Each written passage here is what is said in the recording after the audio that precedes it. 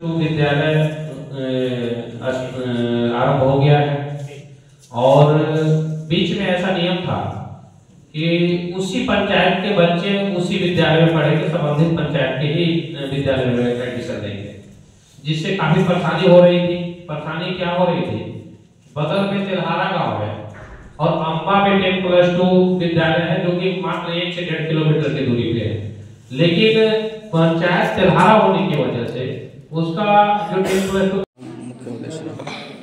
पंचायत समिति की सामान्य बैठक आज किया गया है कुटुंबा प्रखंड में। और सामान्य बैठक में मुख्य रूप से सभी प्रखंड के हर विभाग के पदाधिकारी, सभी जनप्रतिनिधि इसमें भाग लेते हैं। और हम लोग का मकसद ये होता है इस बैठक के माध्यम से कि पूरे प्रखंड के जो सरकारी कार्य है, सभी विभाग है, उसकी समीक्षा किया जाए और जो सरकार की योजनाएं हैं उसको धरातल तक पहुंचाया जाए और जो आम जनता है उनको डायरेक्ट लाभ दिया जाए। उसी के तहत हम लोग बैठक कर रहे हैं और बारी बारी से हर एक विभाग की हम लोग समीक्षा कर रहे हैं। जो भी समस्या निकल करके आ रही है या जो भी मुद्दा है उसको हम लोग त्वरित कार्रवाई करते हुए निष्पादन करेंगे ताकि आम जनता को लाभ मिल जाए। धर्मेंद्र जी, आज आपका कुटुंबा प्रखंड मुख्यालय अम्बा में बैठक आयोजित किया गया और इसमें जो है ज़मीन मोटेशन से संबंधित और अंचल कार्यालय में जो है दलाली से संबंधित मुद्दा जो है काफ़ी गर्म आया और जो है आपका स्वास्थ्य विभाग का भी मामला उठा और बिजली विभाग का भी मामला उठा। इस संबंध में आप क्या कहना चाहेंगे?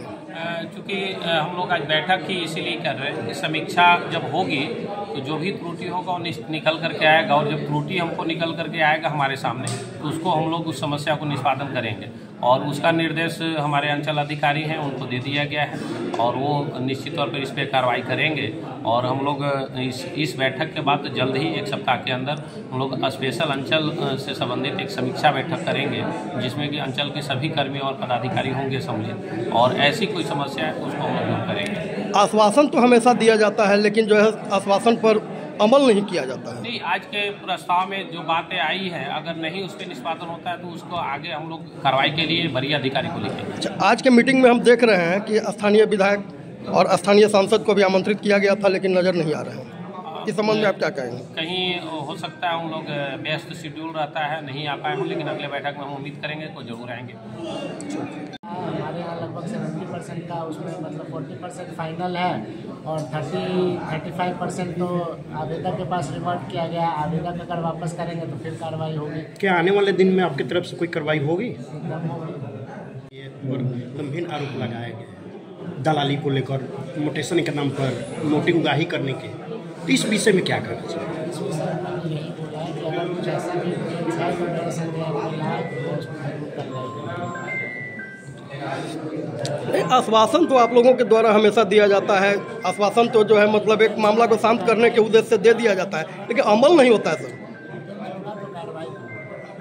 और ज़मीन नापी से संबंधित भी मामला उठा कि अमीन का अभाव है, अमीन जो है मतलब ज़मीन नापी नहीं कर पा रहा है जिसके चलते विवाद है। अमीन का अभाव नहीं, अमीन तो हमारे पास 2 है। आखिर मामला क्या है? ऐसा क्यों मामला है? हम नहीं बोल रहे हैं, आपके जनप्रतिनिधि बोल रहे हैं। बात ये है कि मेरे पास अमीन 2 है और भारतमाला परियोजना में जो एक्सप्रेसवे जा रही है उसकी नापी हो रही है। तो नापी हो रही है तो उसमें लगातार मेरा अमीन 2 मेरे यहाँ से और 4 मैंने जिला से और एक्स्ट्रा मांगे हैं। 6 अमीन भारतमाला परियोजना में लगातार काम कर रहे हैं डेली, एक भी दिन मेरा गैप नहीं है और वो मुझे सरकार की प्रायोरिटी है। मुझे 31 जनवरी तक ही ख़त्म करना था लेकिन वो अभी भी नहीं हो पाया है, शायद 20-25 दिन और लगेगा। तो इसके कारण मुखिया जी आए थे पंचायत सरकार भवन का कि मेरा नापी करा दिया जाए। मैंने बोला कि मुखिया जी मेरे पास 31 तारीख तक टाइम नहीं है क्योंकि टारगेट वो था। फिर भी मैंने वो शायद बृहस्पतिवार को आए थे, मैंने रविवार को एक्स्ट्रा से अमीन बहाल करके उनका नापी करवा दिया। दुर्घटना से संबंधित भी मामला उठा कि दुर्घटना में जो है चेक वगैरह देने का जो प्रावधान है उसमें प्रॉब्लम होता है। हाँ, वो अब एक्चुअली पहले चेक देने का प्रावधान था, वो प्रावधान नहीं है तो इसके कारण वो मतलब दुर्घटना इंश्योरेंस से लिंक हो गई है तो इसके कारण अब हम लोग को चेक देने का प्रावधान नहीं है। ये एक समस्या है। ये जमीन रसीद में और बहुत सारी चीज़ों में परिमार्जन में लेन देन का मामला ये उठ रहा है, आखिर क्या है इसमें? अगर इसमें कोई भी साक्ष्य के साथ आते हैं तो हम उसमें कार्रवाई करेंगे। तो ये बात है कि कर्मचारी लोग की मीटिंग चल रही थी, अमीन की मीटिंग चल रही थी, फिर भी आप खड़े रहे, इसका तो खेद है मुझे, लेकिन बात में आपको कुर्सी दिया गया था, आप नहीं बैठे, पता नहीं क्यों गुस्सा हो गए, वो बात था। और दूसरी चीज़, जब जहाँ तक बात आ गई मोटेशन की, जिसमें आप बोल रहे हैं कि ये पैसा लिया जाता है, तो ऐसा कोई भी केस होगा तो लिख लीजिएगा, जैसा होगा फिर हम कार्रवाई करेंगे। मैं विचार है इतना करता है। एक मिनट, एक 3-3 साल यहाँ के सीओ रह के गए, जितना आप 6 साल या 6 महीना में जितना इसका प्रचार बढ़ा दिए, इतना 3-3 साल रह के गए, काल ये कोई नहीं जानता था। लेकिन आपके रीजन में हर आदमी जानता है कि सीओ साहब के क्या डिमांड है या आपका कर्मचारी के क्या डिमांड है। ये तो हम लोग भी हैं। अब सीओ साहब कर्मचारी से नहीं डिमांड करते हैं लोग, हर पंचायत अगर 10-20 व्यक्ति को नहीं लाने है तो मैं इस मुखिया के पद से मैं इस्तीफा करके काम करूंगा। सीओ साहब, आप तो 1-2 व्यक्ति नहीं कि आपका जो कर्मचारी के अलावे जो उगाई वाले जो भी व्यक्ति है, उन लोग को इस सदन में अगर अभी 1 घंटा का टाइम दिया जाए तो अभी मैं यहाँ पर उन लोगों को आपके सामने सबूत दे दूंगा। ना लेकिन ये महत्वपूर्ण मांग है। आप देखते कि आए दिन घटना हो जाती है, एक्सीडेंट परसों दिन ही हुआ था। हम लोग जानते हैं कि नियम कानून है, सिस्टम से ही किसी को लाभ दिया जा सकता है, मगर हम देख रहे हैं कि पिछले 2016 से लगातार मुखिया है और उस समय ये जो रोड का बाईपास आ रहा है, सर्वे होती है, किसान से सलाह लिया जाता है, मगर वहां के लोग लोकल जनप्रतिनिधि हम थे असलम भाई, और उस समय हम लोग से किसी प्रकार का कोई सलाह नहीं लिया जाता है। और जब मामला फंसता है आपका एनओसी का, तो उस समय हम लोग को प्रेशर दिया जाता है कि एनओसी करवाइए, मुखिया जी एनओसी करवाइए। हम लोग दे भी देते हैं, क्योंकि हम लोग विकास की बाधा नहीं है, हम लोग चाहते हैं कि विकास हो।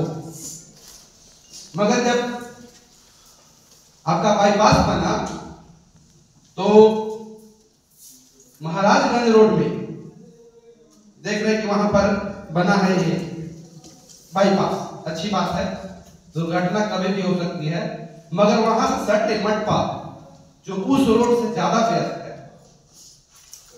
मैं आपको सोशल मीडिया के माध्यम से जानकारी दी है, वीडियो साहब की भी दी है, बीपीआर साहब की भी दी है, सीओ साहब की भी दी है।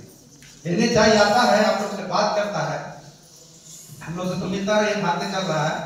अगर वहां पर पुल नहीं बना तो काफी भारी संख्या में एक्सीडेंट हो सकता है, क्योंकि मटपा रोड इतना व्यस्त है कि कुटुंबा, माली, सीरी स्टेट हाईवे है, आवागमन ज्यादा है। तो मैं इस सदन के माध्यम से मांग करना चाहता हूं कि वहां पर जब तक के ओवरब्रिज ना हो, मटपा खंडा मुख पर इसको प्रस्ताव में लीजिए और सदन से बात कीजिए कि जब अंचल अधिकारी महोदय से गुजारिश करना चाहता हूँ कि दक्षिण खाड़ी में जितना आदमी के जमीन खरीदने में लग रहा है, उतना मोटेशन कराने में लग रहा है। अपने कर्मचारी को आप इस पर लगाम लगाने के लिए बोल दीजिए, अन्यथा हम लोग जनप्रतिनिधि लोग यहाँ जनता के आवाज सदन में रखने के लिए आए हैं, होगा नहीं है।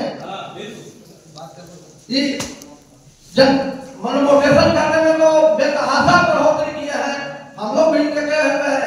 आज हमको भी 1980 से तो हम प्रखंड करना शुरू कर दिए हैं, प्रखंड में आना शुरू कर दिए हैं। जो 10-5 रुपया में काम होता है वही आपने का 10,000 रुपया ले रहा है एक मोटेशन करने में। मैं आपसे आग्रह करता हूँ कि इस पर आप लगाम लगाइए, नहीं तो भाई हम लोग बात होकर कुछ करने पड़ेगा हम लोग।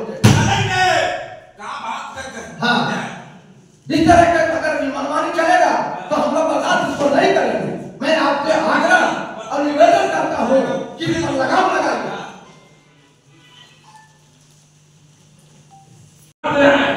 इस पर आपको बहुत जल्दी करना होगा, क्योंकि आज हम लोग अंचल के जो भी हमारे गरीब गुरबा माताएं बहने जो भी आते हैं, अंचल में बिना पैसा का एक भी काम नहीं होता है और जानबूझ के पैसा लेने के लिए लेट किया जाता है किसी भी कार्य के।